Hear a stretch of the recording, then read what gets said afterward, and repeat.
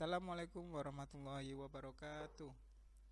Gimana kabarnya anak-anakku? Sehat-sehat semua kan? Alhamdulillah.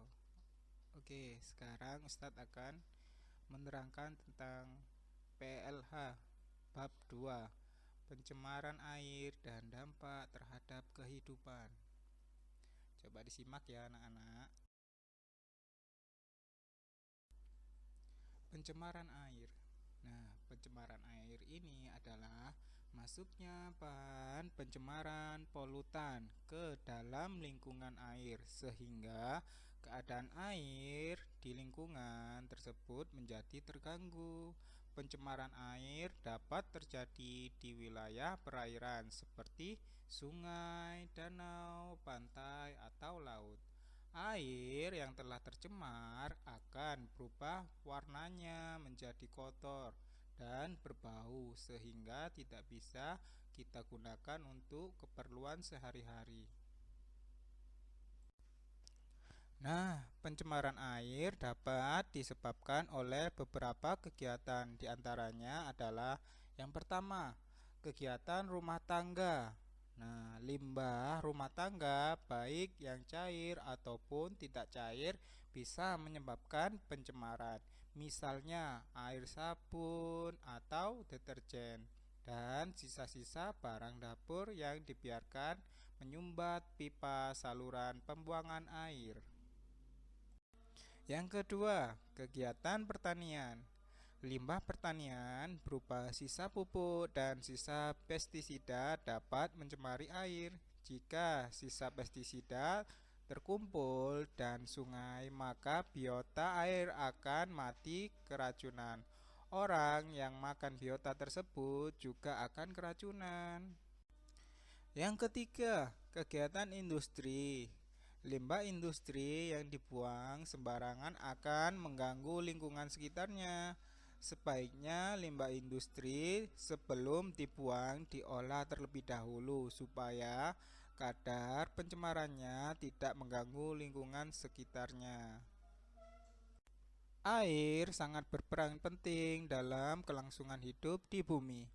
Untuk itu, setiap warga masyarakat harus memiliki perilaku yang sehat berkaitan dengan air, antara lain: yang pertama, tidak membuang sampah atau limbah ke sungai, sumur, dan danau. Yang kedua, memelihara sarana air bersih agar tetap berfungsi dengan baik dan menjaga kebersihannya.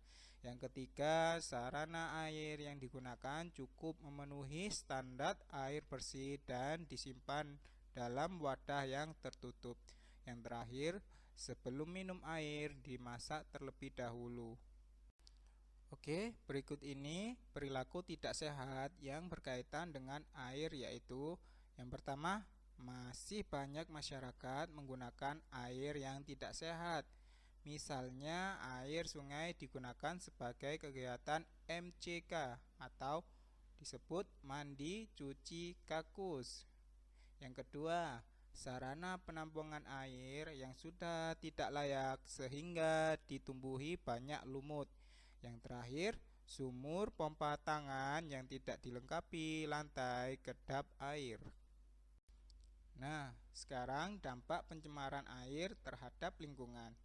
Yang pertama, diare akibat dari mengkonsumsi air yang tercemar. Yang kedua, gatal akibat dari penggunaan air yang tercemar, misalnya saat mandi atau mencuci. Yang ketiga, sakit mata disebabkan masuknya kuman ketika mandi atau mencuci dengan air kotor. Yang keempat, cacingan disebabkan oleh air yang diminum tidak sehat dan mengandung telur cacing. Yang terakhir, hepatitis A sering dihubungi dengan pasokan dan kebersihan yang kurang memadai. Salah satu penularannya terjadi akibat pencemaran air. Nah, itu tadi adalah materi PLH tentang pencemaran air. Sekarang tugas kalian yaitu dilihat ya anak-anak, ditulis di buku tulisnya. Yang pertama, apa yang dimaksud dengan pencemaran air? Yang kedua, apakah air yang tercemar bisa dikonsumsi? Jelaskan ya. Yang ketiga, sebutkan dua contoh limbah rumah tangga yang biasanya menyebabkan pencemaran air. Yang keempat, sebutkan dua penyakit yang disebabkan oleh pencemaran air. Yang kelima, sebutkan dua perilaku sehat yang dapat mencegah terjadinya pencemaran air. Demikianlah yang bisa Ustadz sampaikan tentang materi PLH. Jangan lupa ya anak-anak, tetap sholatnya 5 waktu dan berdoa kepada Allah supaya wabah ini bisa berakhir. Amin. Dan jangan lupa untuk menjaga kebersihan lingkungan, terutama diri kita sendiri. Oke anak-anak, wassalamualaikum warahmatullahi wabarakatuh.